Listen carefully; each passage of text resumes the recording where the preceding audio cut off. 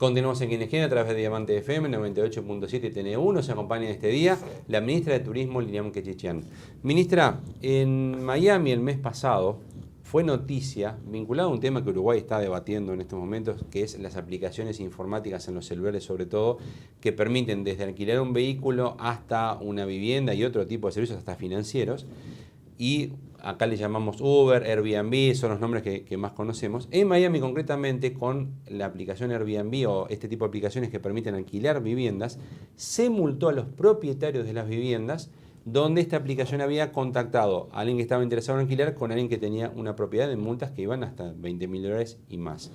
Esto obviamente desestimula al propietario porque le sale más caro pagar la multa que lo que recibe del arrendamiento. Uruguay está en pleno debate de este tema. ¿A usted le parecería bien incorporar este tipo de medidas a nuestro país?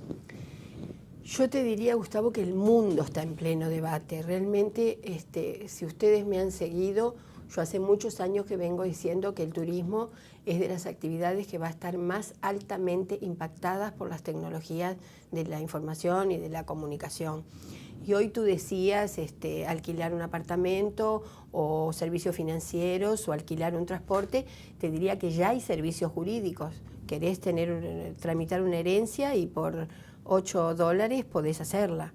Es decir, esto es algo en el mundo que se viene y parece bastante imparable. Yo creo que en Miami no conozco el detalle de cómo lo aplicaron, porque para aplicar eso tú tenés que tener la información. Y una de las dificultades con Airbnb, ellos tienen prohibido compartir esa información, por más que la transacción es con tarjeta de crédito. Uruguay está debatiendo el tema. Es cierto que la ley que está en el Parlamento es una ley un poco generalista de más y no entra en las especificidades de lo que puede ser Uber o lo que puede ser Airbnb o lo que puede ser servicios financieros, pero sé que han ido incorporándole algunas mejoras y tengo expectativas de que por lo menos podamos dar algún paso, porque no se trata de prohibir, se trata de regularlas y de que así como yo le pido con todo derecho a una inmobiliaria y a un hotel y a una agencia de viajes una garantía, el IVA, el IRPF, que aporte todo lo que hay que aportar en este país, bueno, es como una competencia desleal. Pararlo parece bastante improbable y hay algunos países que han encontrado algunas fórmulas de que tributen. Ellos no negocian en todos los países igual, negocian con cada país. A Uruguay vinieron, Airbnb vino, nos pidió una entrevista al ministerio el año pasado. Era alguien que estaba en San Pablo, que venía de Los Ángeles. Nos dijo que querían tributar, que Uruguay les interesaba. Objetivamente Punta del Este, pero también Colonia, también Montevideo. ¿Tributar es pagar como una inmobiliaria querían ellos? Nos dijeron, nosotros estamos dispuestos a tributar. Nos dijeron que en 15 días nos aportaban una propuesta. Nosotros los atendimos como atendemos a todo el mundo y nunca más volvieron. O sea, pasaron los 15 días. Pasaron los 15 días y pasaron varios meses y no han vuelto. Es decir, ellos también se están moviendo en el mundo, viendo en algunos lugares están absolutamente prohibidos, en otros lugares los han incorporado a la normativa nacional. En las Olimpiadas de Río fueron sponsor oficial Airbnb y se acaban de inscribir y de ser incorporados como socios a la Organización Mundial del Turismo. Por lo tanto, es bastante más complejo lo que nosotros pensamos resolver definitivamente este tema. Yo, desde mi lugar, defiendo profundamente a nuestros Ahora, operadores. Usted quizás no puede encontrar a nadie de Airbnb por esto mismo que dice. Le vino una persona, 15 días, desapareció, quizás ni siquiera lo pueda contactar. Al propietario de una casa en un balneario o algo, sí sabe dónde está, lo encuentra en el registro y demás. ¿Estaría dispuesta a que se haga algo parecido a lo de Miami, que se los multe? El problema es que no sé cómo lo hizo Miami, porque ese propietario puede decir que alquiló a esa persona en forma directa y los propietarios son dueños de sus bienes y pueden alquilar, ni tienen obligación de ir a una que inmobiliaria. Llega la información y usted dice, al propietario lo tengo. Es que si llegara la información podríamos hacer mucho más cosas que ¿Incluso esas. multarlos? Creo que se podrían hacer, no sé cuál sería la herramienta, la tendríamos que pensar, pero creo que con la información, sí, cruzando la información de la tarjeta, cruzando la información sí, del propietario y del consumidor, se podrían hacer más cosas, pero una de las dificultades grandes que tiene esta operativa o esta aplicación es que no comparte la información. Si la compartieran, perfectamente buscábamos un tributo y no es una multa, es un tributo, porque ellos están dispuestos, dicen, a tributar. Pero, ¿quién sería responsable del tributo? ¿El propietario o la aplicación? Bueno, nosotros en la ley de turismo, que votaron todos los partidos políticos para nuestra alegría, nosotros ya veníamos teniendo, porque antes de que existiera Airbnb, de que se alquilaran casas, hace unos 7, 8 años que hay app y aplicaciones que están en Singapur, en Tailandia o en Miami o en Estados Unidos o en cualquier parte del mundo que venden paquetes turísticos. Eso existe hace mucho tiempo. Las agencias de viaje lo venían denunciando hace mucho tiempo. Cuando nosotros venden en la informalidad, no como las agencias. En la informalidad, en donde el consumidor, si tenía algún problema, no tenía a quién reclamar. Si tiene un problema con una agencia de viajes inscripta en el ministerio, hay una garantía que nos permite resarcir después de un proceso jurídico. Nosotros en la ley de turismo lo que hicimos fue decir, muy bien, no sabemos quién es el que está en Singapur, para poner un ejemplo, pero sí sé que le vendió, porque también esa es la contradicción.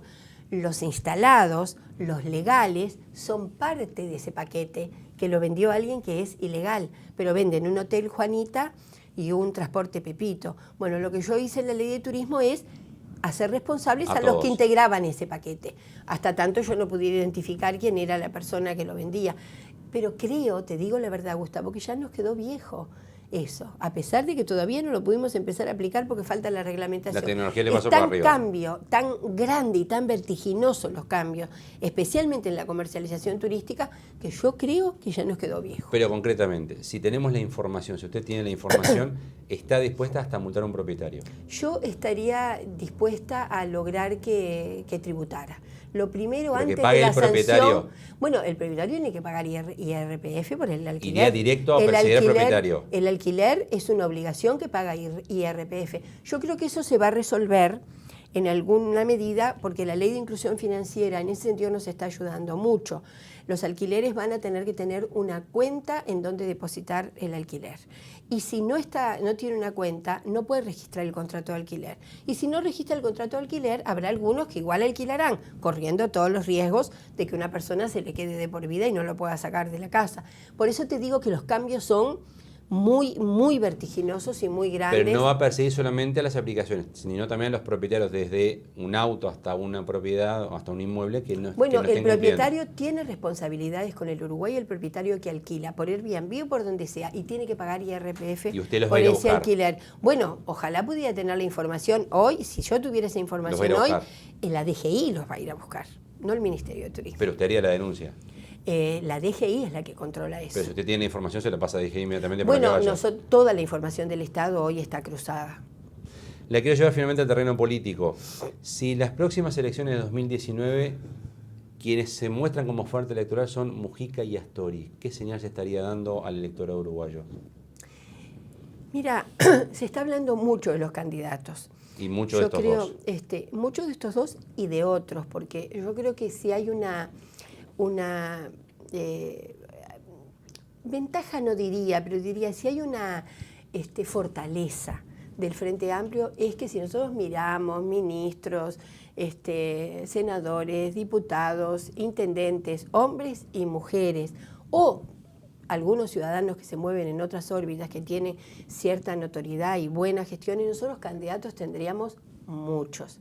Lo que yo sí creo es que no es este el momento, y no voy a hablar de ningún nombre ni de ningún candidato porque estoy convencida de que no es el momento de hablar de candidaturas. Todo el mundo dice lo mismo y todo el mundo habla de 3 nombres, de 4 nombres, de 10 nombres en todos los partidos. No se inventan de un día para el otro los candidatos. No, inventar no, pero cualquier persona que tenga una gestión potable no es un invento. Un intendente no es un invento, un senador no es un invento, un ministro o ministra no es un invento. Pero usted podría decir, me parece bien que Mujica y Astori compitan, o podría decir, no me interesa o no me parece adecuado que compitan. Yo me mantengo en la firmeza de que no es el momento de hablar de candidatura. ¿Tampoco es el momento para definir que una mujer integre la fórmula? Bueno, es el momento de que el Uruguay debería dar esa señal de que verdaderamente las mujeres en política pueden acceder a cualquier lugar. Lo veo complejo, porque ha sido muy compleja la incorporación de las mujeres a la política, pero eso sí me animaría a decir que sería una buena señal que alguna mujer integrara la fórmula. ¿Usted correría esa No, carrera? yo, así como digo que no hablo de nadie, tampoco voy a hablar de mí. ¿Se sentiría honrada si le dicen integrar la fórmula? Yo siempre me he sentido honrada con los compañeros que creen en lo que uno hace, en la gestión. Me siento honrada en que las encuestas dicen que soy una ministra querible o aceptable o con una gestión. Sí. Lo siento en la vida Si cotidiana. con todo eso le dicen, Lilian, ¿te queremos la fórmula? No, yo hoy diría que no es el momento de hablar. Hoy no es el momento de hablar. Pues no diría que no. Hoy diría que no, porque no es el momento de hablar. Mañana quizás sí. No, eso hay que verlo porque nunca las cuestiones son personales. Por lo menos en mi vida política, en la vida del frente del que yo he sido parte, nunca las cuestiones son personales. Señora Ministra de Turismo, Lilian Quechichán, gracias por ser parte de Quién es Un Quién. gusto. Gracias también a ustedes por acompañarnos en un programa más. Les recordamos, como siempre, de Quién es Quién se repite los días viernes, 10 de la mañana en Diamante FM 98.7. Dios mediante entonces, nos encontramos en un próximo Quién es Quién. Gustavo Vanescayan, que le habla de salud, le recuerda que esto ya es historia.